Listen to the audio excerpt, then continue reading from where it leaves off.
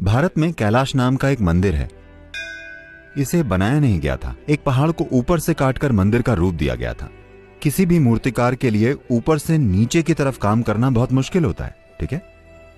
लेकिन उन्होंने इस तरह की नक्काशी की, सैकड़ों पत्थर की नक्काशियां और 3 मंजिला मंदिर। शायद 5 या 6 पीढ़ी के लोगों ने 135 सालों तक एक ही योजना पर काम किया। सिर्फ हथौड़ा और छेनी से 40 लाख टन चट्टानें खोद निकाली। यानी ये मंदिर बनाया नहीं गया था, पहाड़ को काटकर मंदिर का रूप दिया गया था।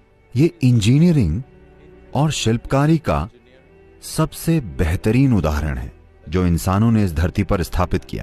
केदारनाथ में शिवलिंग क्यों नहीं है? विनाशकारी महाभारत युद्ध के बाद पांडवों ने अपने भारी अपराध को कम करने के लिए भगवान शिव से दया मांगी।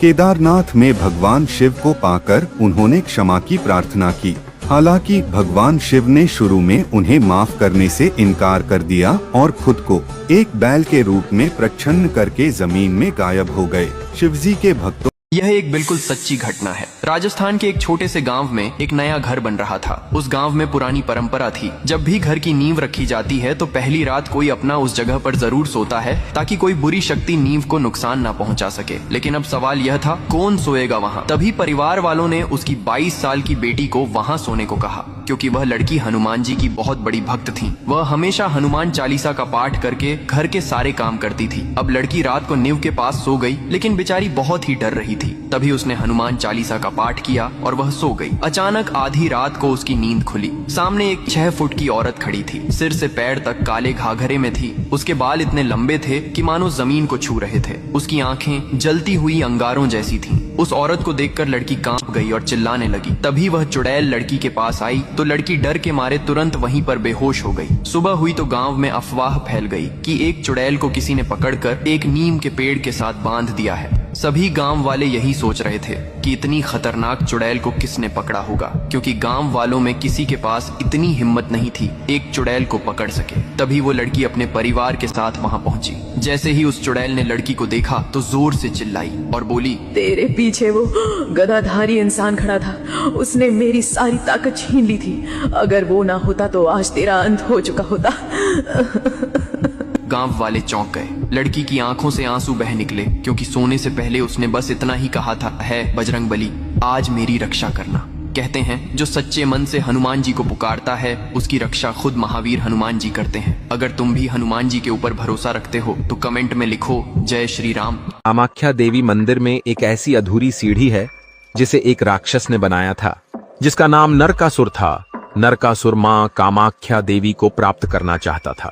एक रात नरकासुर कामाख्या मंदिर पहुंचा और गरजते हुए देवी से विवाह का प्रस्ताव रख दिया।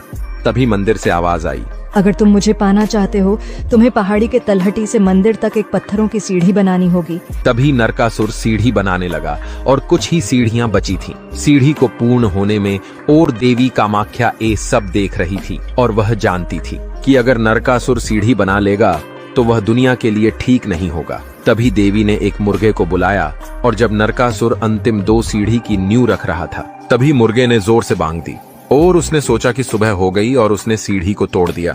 आज भी वो सीढ़ी कामाख्या देवी में मौजूद है। क्या आपको पता है भारत का ऐसा मंदिर जहां गणेश जी मणि धारण किए बैठे हैं? राजा अभिजीत और रानी गुणवती का गणासुर नामक पुत्र हुआ। गणासुर एक बार अपने मित्र के साथ जंगल में शिकार के लिए गया। वह कपिल मुनि का आश्रम था। उन्होंने गणासुर को भोजन के लिए आमंत्रित किया। भगवान इंद्र ने कपिल मुनि को एक चिंतामणि दी थी, जिससे जो भी इच्छा मांगो पूरी होती थी। मणि का उपयोग करके उन्होंने गणासुर के लिए सभी खाद्य पदार्थ का सर्जन किया। ये देख के गणासुर के मन में लालसा जगी और उसने ऋषि के हाथ से बलपूर्वक मणि हथिया ली। उसके बाद कपिल ऋषि ने गणपति की आराधना की और भगवान उनकी भक्ति से प्रसन्न हुए और उन्होंने गणासुर का वध करके चिंतामणि वापस ले ली। जब गणेश जी ने चिंतामणि वापस कपिल मुनि को देनी चाही तो उन्होंने आभार व्यक्त करते हुए गणेश जी को ही सदैव के लिए भेंट कर दी।